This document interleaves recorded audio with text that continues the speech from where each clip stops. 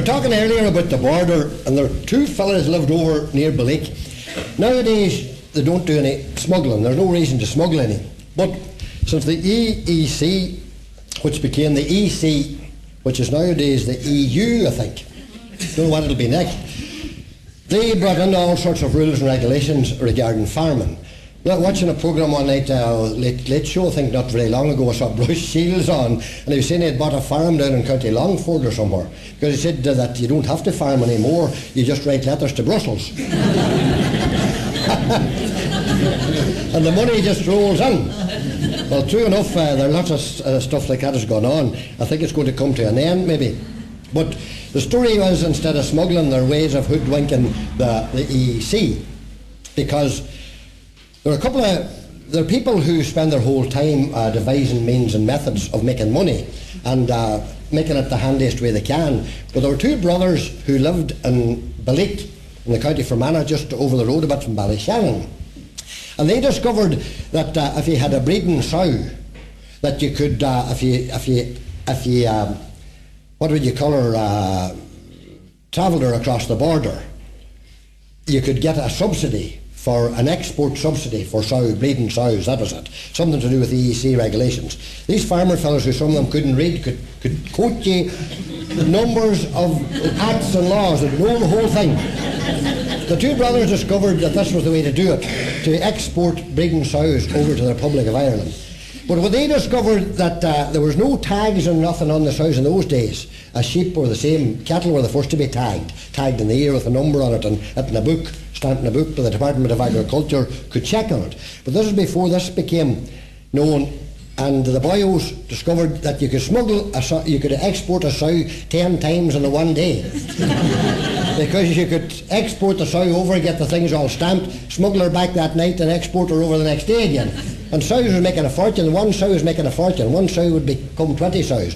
So the two boys bought a transit van, and they had an old sow anyway, so they decided they'd export the sow. So they took her across, and then the business was getting her back again at night.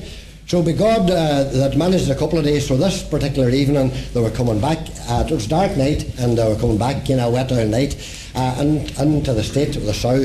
And here didn't they notice the two guards on the border. So they got the van turned and back in again, and they says, "Oh, Japers, we better get her over, for we have all arrangements made tomorrow, Mickey and Paddy McGuire.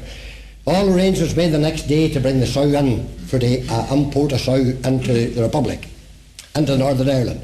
So the next day, they decided, what we're going to do, we'll have to get her over the night some way. And a lot of the roads closed around there, so they had to go the main road. So we got when the Paddy came up with the right idea, you know what we'll do is to see, we'll take her in and we'll put her up between us in the set, he says, and we'll put an old coat, my grandfather's old coat and cap on her, an old pair of glasses, he says, in the dark, the guards will never notice her.